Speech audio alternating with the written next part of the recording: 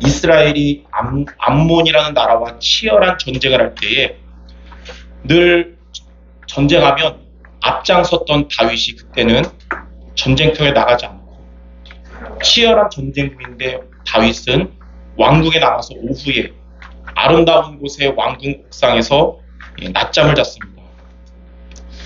지금 군인들은 생사가 오가는 치열한 전쟁 중인데 다윗 왕은 이렇게 한가로운 여유를 즐기고 있었던 것입니다.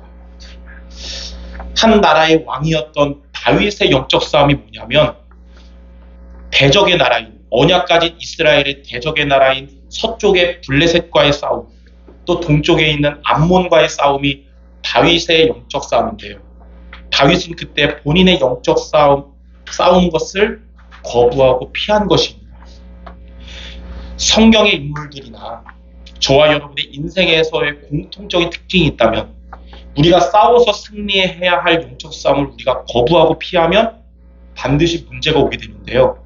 그때 다윗에게 일생에 오랫동안 발목을 잡는 문제가 그때 발생했습니다. 그때 낮잠에서 깬 다윗의 눈에 저 멀리 야외에서 목욕을 하는 한 여자가 보였고 그녀의 모습이 다윗에게는 심히 아름답게 보였어요. 그러나 사람들을 시켜서 알아본 결과 그녀는 아쉽게도 이미 결혼한 유부녀였고 더군다나 이 다윗에게 충성된 군인인 우리아의 아내 바세바였습니다. 이쯤에서 마음을 접어야 될 다윗이지만 영적 싸움을 피한 다윗은 잘못된 생각과 잘못된 판단으로 그만 그 바세바를 취하여 임신하게 됐고요. 이 사실을 아무도 모르게 하려고 충성된 우리아를 치열한 전쟁의 가장 위험한 곳으로 배치해서 죽게 했습니다. 이렇게 영적 싸움을 피하면 반드시 문제가 온다 그랬는데 왜냐하면 우리가 영적 싸움을 해야 되거든요. 이걸 피하면 나도 모르게 잘못된 생각 또 잘못된 판단을 이렇게 하는 것입니다. 아무도 모를 거라고 다윗은 생각했으나 누가 아셨냐? 하나님이 아시는 거예요. 그래서 하나님이 나단 선지자를 보내서 그를 통해 태어난 아기가 며칠 못 살고 죽을 거라고 했습니다.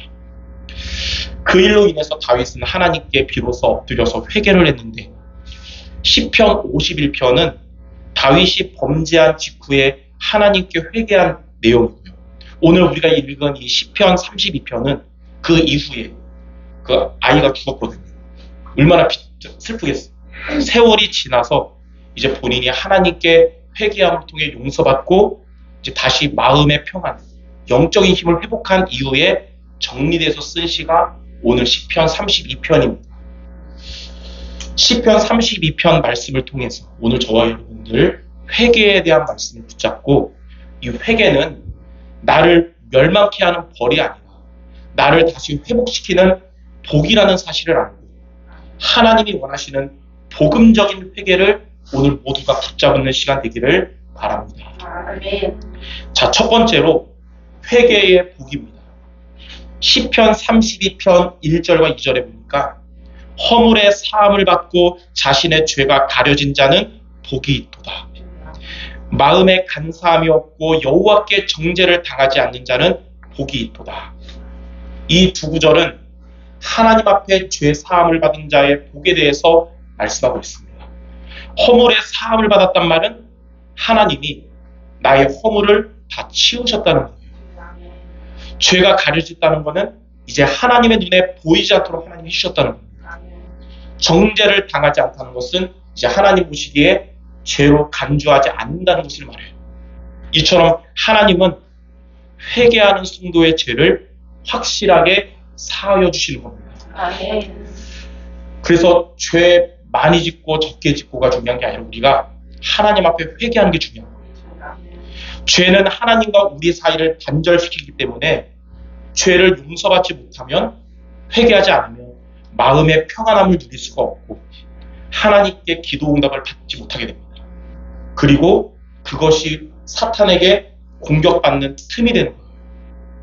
그러나 저와 여러분이 하나님께 회개하면 하나님은 반드시 죄를 용서해 줄 뿐만 아니라 하나님과의 교제를 회복시켜 주시고 우리에게 새로운 생명과 위로를 주시는 것입니다. 아멘. 그래서 회개는 벌이 아니고 하나님이 주신 복인 것입니다.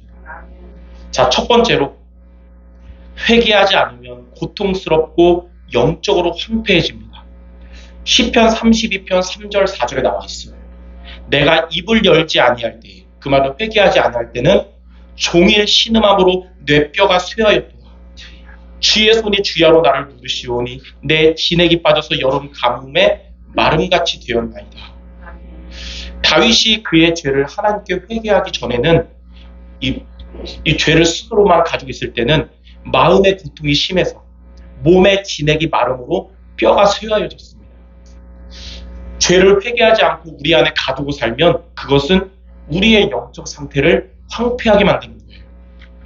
죄를 회개하지 않으므로 마음의 고통은 말할 수 없이 심한데 거기에 하나님의 손이 영적으로 무겁게 누르기 때문에 우리가 영적으로 황폐한 상태, 고갈된 상태에 빠지는 것입니다. 자, 그러나 두 번째로 우리가 회개하면 하나님은 기뻐하시면서 사하여 주십니다. 시편 32편 5절에 나와 있어요. 내가 이르기를 내 허물을 여호와께 자복하리라 하고 주께 내 죄를 아뢰고 내 죄악을 숨기지 아니하였더니 곧 주께서 내 죄악을 사하셨나이다. 누구든지 하나님 앞에 죄를 회개하는 자는 죄 사함을 받게 됩니다. 죄를 진실히 인정하고 돌아서면 하나님은 그 태도를, 그 중심을 하나님이 기뻐하시는 거예요. 요한일서 1장 9절에 우리의 죄를 하나님께 자백하며 그는 미쁘시고 의로우사 우리 죄를 사하시며 모든 불의에서 깨끗게 하신다고 했습니다. 잠언 28장 13절에는 자기의 죄를 숨기는 자는 형통하지 못하나 죄를 자복하고 죄를 버리는 자는 하나님께 불쌍히 여김을 받으리라. 이렇게 회개하지 않으면 삶이 자꾸 형통하지 못하지만 회개하는 자는 하나님의 긍휼과 하나님의 은혜를 얻게 된다는 것입니다. 자, 세 번째로 회개하면 하나님께서 환난으로부터 보호해 주십니다. 시편 32편 6절 7절 경건한 자는 주를 만날 기회를 얻어서 주께 기도할지라 진실로 홍수가 범람할지라도 그에게 미치지 못하리라. 주는 나의 은신처이오니 환난에서 나를 보호하시고 구원의 노래로 나를 두르시리이다. 이 6절에 보니까 주를 만날 기회를 얻어서 주께 기도할지라. 어느 때나 저와 여러분이 진실로 회개하며 하나님을 찾으면 하나님을 만날 수가 있고 죄 사함을 받는다는 것입니다. 진실로 홍수가 범람할지라도 그에게 미치지 못하리라. 이 고난의 깊은 소용돌이가 사방으로 우리를 애워쌀지라도 하나님은 회개하는 자에게는 아무런 해가 끼치지 못하도록 보호해 주신다는 겁니다.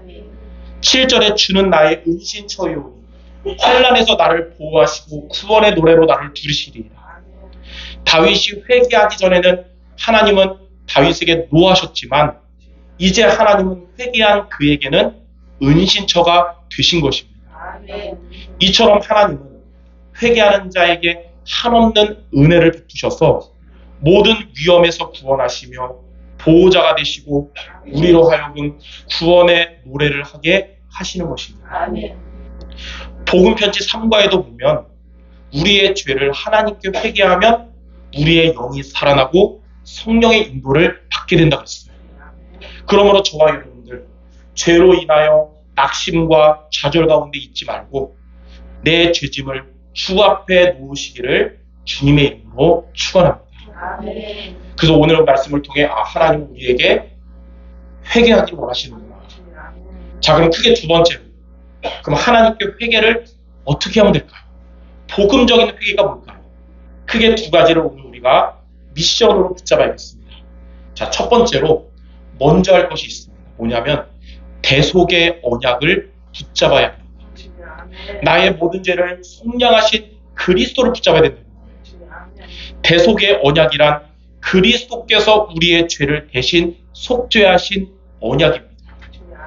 대속의 언약을 믿고 붙잡는 것이 하나님께 회개하는 방법이며 하나님이 사해 주시는 길입니다. 로마서 3장 23절에 보면 모든 사람이 죄를 범하여 하나님의 영광에 이르지 못했다 그랬는데 로마서 3장 24절에 그리스도 예수 안에 있는 속량으로 말미암아 하나님의 은혜로 값없이 의롭다 하심을 얻은 자 되었느니라. 구약 시대에는 회개할 때마다 양을 잡아서 피제사를 드림으로 죄 용서를 받았습니다. 그러니까 죄 많은 사람은 양을 되게 많이 잡아야 되고 죄가 적게 있는 사람은 조금 잡아야 되는데 그렇게 했거든요. 그러나 지금도 우리가 회개할 때마다 양을 잡을 필요가 없습니다.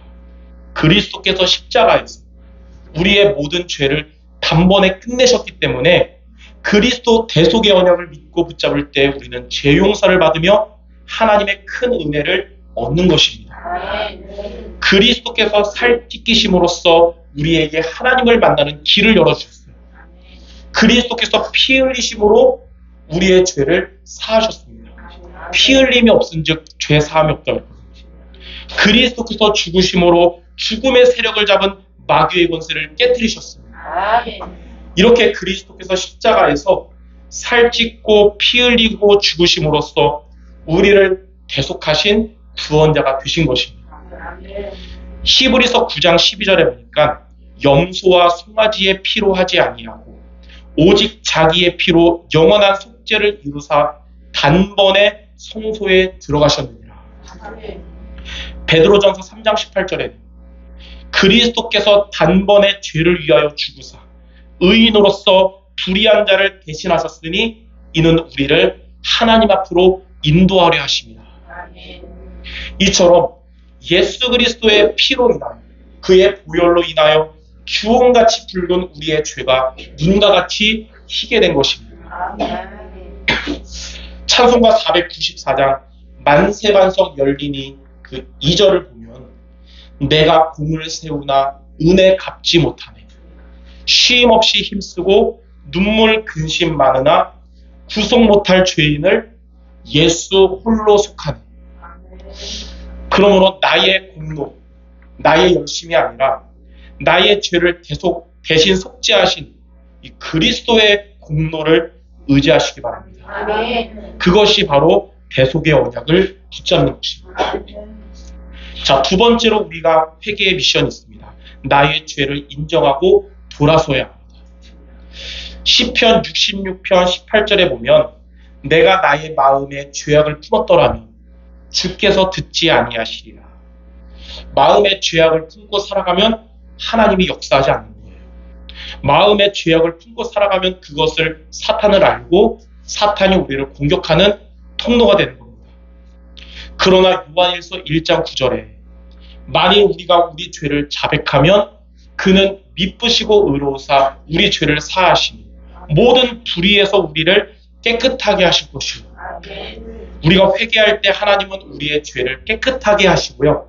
우리의 영이 살아나고 승리하도록 하나님은 큰 은혜를 베풀어 주시는 거예요. 그래서 우리의 회개는 죄 용서받음만이 아니라 플러스 영적 싸움 승리할 수 있는 새 힘을 주신다는 것입니다.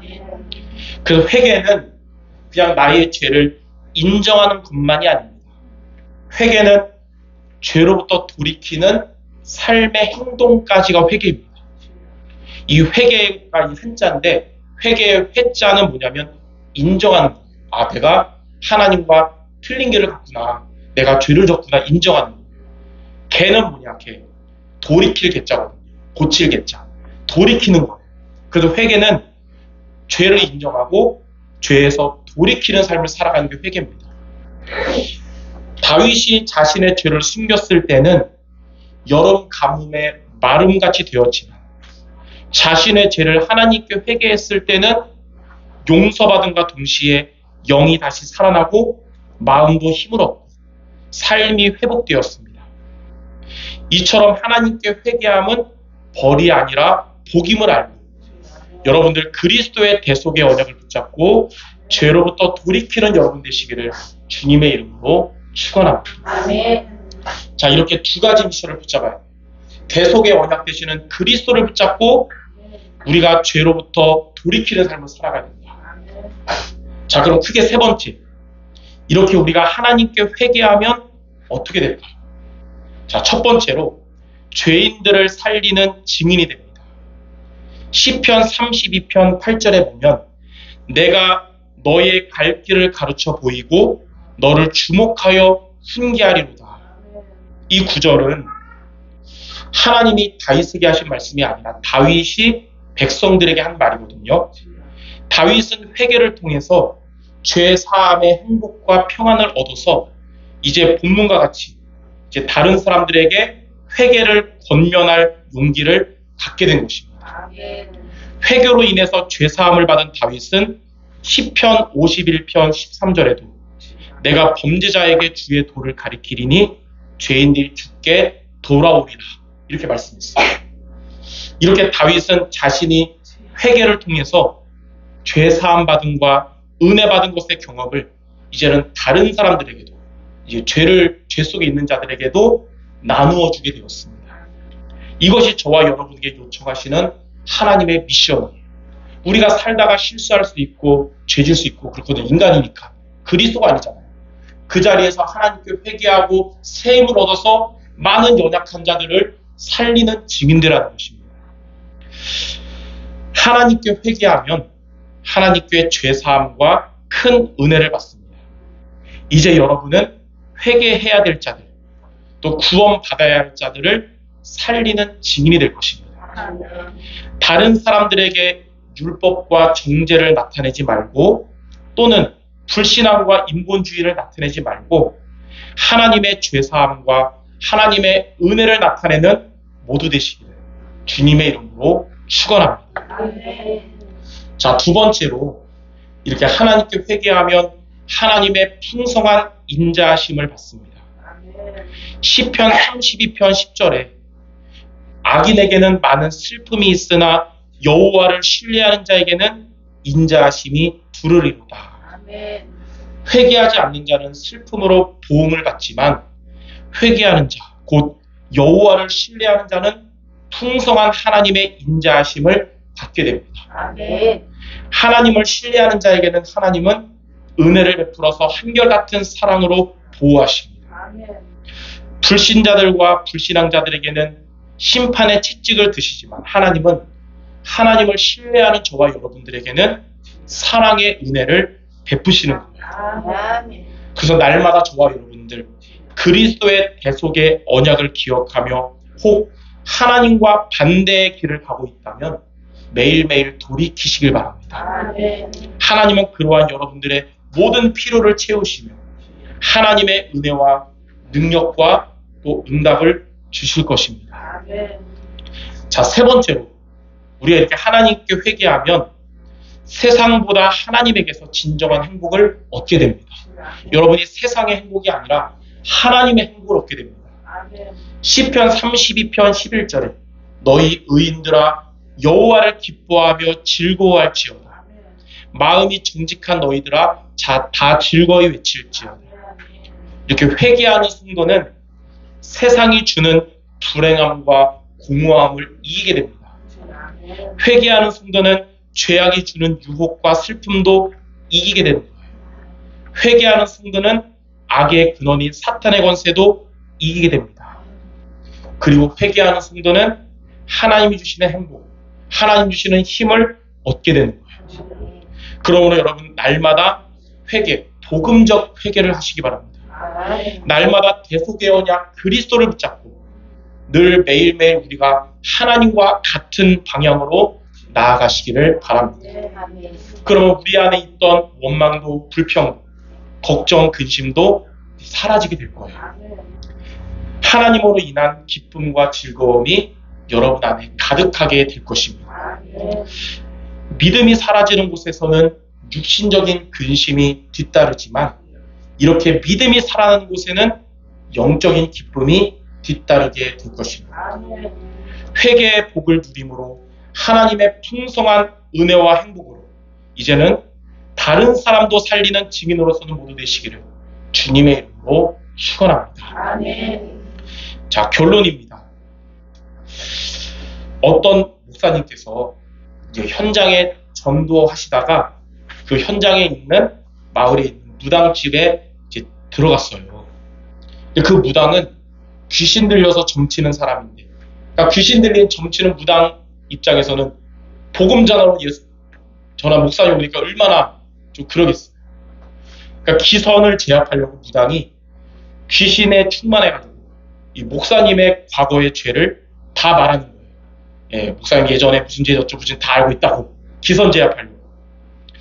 자신의 지난날의 과오가 밝혀지니까 아무리 복음 전하러 목사님만 주눅들잖아요. 그런 목사님한테 본인이 예전에 문해받았던 이사야서의 2가지 성경 구절이 생각났어요. 첫 번째는 이사야 1장 18절입니다. 너희 죄가 주홍 같을지라도 눈과 같이 희어질 것이고 또 진홍같이 붉을지라도 양털같이 희게 되리라. 두 번째 성경 구절은 이사야 43장 18절이고 너희는 이전 일을 기억하지 말며 옛날 일을 생각하지 말라. 이 2가지 성경 말씀을 그 목사님이 기억했을 때 자신의 지난날의 잘못을 하나님께 회개하고 하나님은 그러한 자신의 죄를 사하시고 기억하지도 않는다는 것을 믿어졌어요. 그래서 그 목사님은 담대하게 그 무당에게 이렇게 얘기했습니다. 그리스도께서 나의 모든 죄를 용서하셨습니다. 나는 그리스도 앞에 회개하여 하나님께 죄사함을 받았고 하나님은 나의 회개한 죄를 기억도 하지 않는다. 왜 무당 당신이 나를 정죄합니까? 예, 로마서 8장 33절 34절에 이런 말씀이 있어요. 누가 능히 하나님께서 택하신 자들을 고발하리 의롭다 하신 이는 하나님이시니 누가 정죄하리 죽으실 뿐 아니라 다시 살아나신 이는 그리스도 예수시니라. 그리스도의 대속의 언약을 붙잡고 죄에서 돌이킨 이후로는 이제 여러분 지난날의 잘못에 대해서 눌리지 말고 새 일을 행하시는 하나님의 인도를 잘 받으시기를 주님의 이름으로 축원합니다. 자, 오늘 말씀을 붙잡고 우리가 함께 하나님께 기도하는 시간을 가지시기 바랍니다. 회개 없는 삶은 고통이고 황폐하게 되지만 회개하는 삶은 회복이고 전도자가 되기 때문에 날마다 대속하신 그리스도를 주로 붙잡고 하나님과 방향을 맞추는 자로 죄로부터 돌이키는 자가 되도록 우리 오늘 받은 말씀 붙잡고 합심 기도하고 말씀을 마치겠습니다. 하나님 아버지 감사합니다. 하나님 앞에 날마다 우리를 대속하신 그리스도를 붙잡게 하여 주옵소서. 그리고 그리스도의 은혜 속에서 날마다 우리의 잘못된 방향을 고백하며 돌이켜서 하나님과 맞는 방향으로 살아가는 우리 모두 되게 하여 주옵소서. 이러한 회개의 삶을 통하여 하나님의 평안함과 하나님 주시는 세임과 하나님의 응답받는 우리 모두 되게 하시고 우리 주변의 많은 연약한 영혼들에게 이제는 이 복음을 살리는 증인으로 설 수 있는 우리 모든 성도 될 수 있도록 주님께서 능력으로 역사해 주옵소서. 이번 한 주간 하나님께 참된 복음적인 회개로서 다윗과 같은 최고의 축복을 누리는 우리 모든 성도 될 수 있도록 주님께서 역사해 주옵소서. 모든 말씀 우리 주 예수 그리스도 이름으로 기도드립니다. 아멘.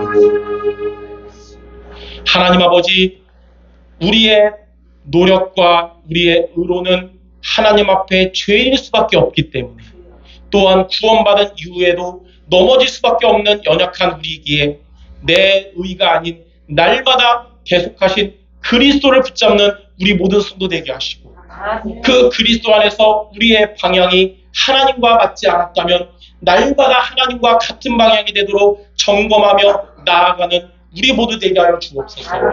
하나님의 새 은혜와 힘을 얻어서 이제는 나를 살리고 많은 연약한 자를 살리는 증인들, 전도제자 모두 되게 하여 주시옵소서. 예수 그리스도 이름으로 기도드립니다. 아멘.